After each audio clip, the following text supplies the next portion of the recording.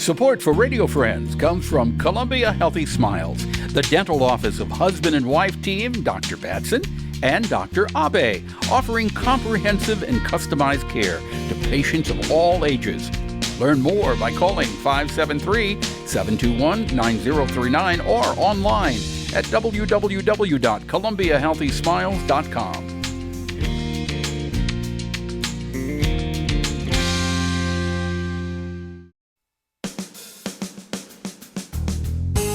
Good morning and welcome to Radio Friends on Wednesday, April the 21st. We're going to talk about the Brick District Playhouse today, and I want to introduce you to RENEE GRAHAM. Welcome, RENEE. Hi, Paul. It's good to see you again. The Brick District Playhouse in Fulton, right? Correct. So yes. What is that?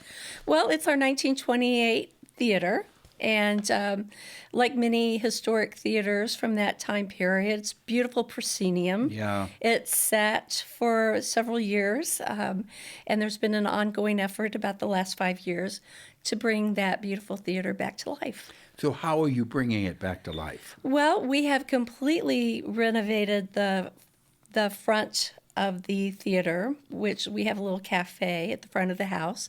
And then On the inside, you're talking on the about, inside, yeah. yes. And then the theater itself has been renovated to be able to have multiple tiers. And we can do a variety of seating. So we can have performance arts, and we can also have theater-style, classroom-style seating. How many people can you seat if you were going to try to do a full house? Well, we also have our mezzanine and our balcony, and we're in the process of renovating those as well. So eventually we'll have over 300 to 500 so that's pretty good seating. size. Right now, for the events that I'm talking about, to allow for social distancing, we're keeping it at about 150. Yeah.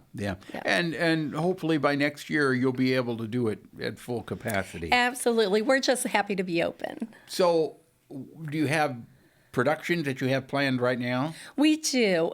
We are so fortunate that the Callaway Singers, which is a choral performance group, has decided to call the Brick District Playhouse their home, and they're going to be performing their spring concert. They have one in the fall and in the spring each year, and they will be doing that over Mother's Day weekend. Okay. Yeah. And that'll be in the theater. Yes. So how do people get tickets for that if they want to come? They can go to our website. It is a ticketed event to allow for social distancing. Okay. And that is thebrickdistrictplayhouse.com. Okay, so you type it in all in one word, or you could go to Google and, Sure, and if you just find anything on Google you Right. want. Just go to Google and put in the Brick District Fulton, and that'll come up. Right. Well, the Brick District in Fulton will get you our downtown historic district, but put Playhouse, Fulton, Missouri, and that would get you there. Oh, so if you just went to the Brick District, that's our whole downtown area, our But cute little downtown. is there a little there, sub in there there? would be a link for the Playhouse, For the but Playhouse. the brickdistrictplayhouse.com is the best bet. All right. Thank you so much for coming by. Is there anything else you wanted to add before you leave? We are just excited to have people come. We have a evening event on Saturday, May 8th, and that's going to help us raise money for a grand piano for the Playhouse. Oh, that's nice. It will be a cocktail hour, dinner, concert, and a dessert reception. Okay. And then on Sunday, Mother's Day, we have a brunch. Okay. And then you got the singers are in there too. The Callaway Singers, they're phenomenal. Okay. Thank you so much, You're Renee, for welcome. coming by. Thank Best you. of luck with the fundraisers. Thank you. All right, now we're going to talk about Moms Demand Action, and I want to introduce you to Kristin Bowen, who is in the studio with us. Good to have you here, Kristin. So good to be here. And on the phone, we got Catey Terry. Can you hear us? I can. Thanks so much for having us. Good Paul. to have you. So what is the message that we want to get across today about Moms Demand Action? Well, gun violence prevention work is as important as ever, Paul. Even after this year of pandemic, we know that gun violence didn't slow down. In fact, it only got worse. And so it's important that we rededicate ourselves to this work. And we are still here doing this work, even though much of it's done virtually. It's so important that people hear about us and figure out ways to get involved, get off the sidelines and get involved. So what do you have to say about that, Catey? Oh, I completely agree. You know, COVID has been so hard on everybody. One thing that's been difficult for us is that we can't appear in person in Jefferson City, which is a big part of the volunteer work that some of us do to go oppose bad gun bills, go promote good gun bills, and sort of let our legislators hear from us. So to have to do that virtually has been challenging, but we're all in and still writing testimony and sending it along to our legislators just over email instead of in person in our red shirts. So what do you say to people listening to us who would like to get involved and have their voices heard? How do they go about doing that?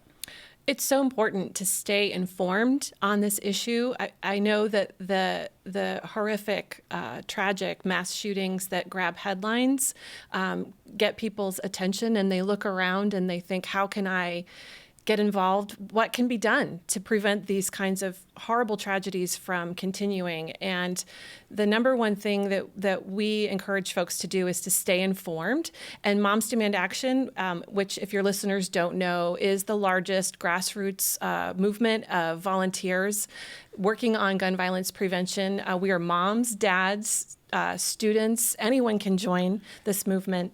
And it's so important that people get informed and find out how to. Do you feel that you are getting through to the lawmakers? Sometimes it appears that you are, and other times it just looks like it falls on deaf ears. Yeah, that's a great question, and thank you for asking it. One of the things about moms is we put in the work, day after day, week after week. And I think, honestly, our effect in the Missouri State Legislature does go up and down. As I mentioned, it's been difficult this year not to be there in person. But they definitely know who we are. They definitely know about our red shirts. We have over 500 people attend advocacy days, which occurs in February. And so we're just on the right side of history on this issue. Most Americans want some form of common sense gun legislation, and the legislators just aren't listening to their constituents, which kind of ties back to what Kristin said about staying informed and reaching out to your legislators and letting them know how you feel about common sense gun legislation. And what do you do if you feel you're not being heard? How do you combat that? Well, we in Moms Demand Action offer lots of ways to stay in touch with lawmakers, to use your voice, both through social media, but as Catey said, we encourage our supporters to stay informed about important legislation and actions that we can take. So we invite everyone who's listening who is interested in working on this issue with us to find us on social media, follow us on Twitter at Moms Demand, and importantly in Missouri, to follow us at our Facebook page, which is where we share calls to action and ways to get involved. Okay. All right. We're out of time. Obviously, we could go on and on about this, but for more information, where's the best place to go again? I would find us on Facebook at Moms Demand Action Mo, or find us on the web at momsdemandaction.org. All right. Thank you. Thank Kristin, and thank you, Catey, for being on the other end of the phone there with us. All right. Thank you, Paul. Continued your good work. We're out of time. See you tomorrow. Bye-bye.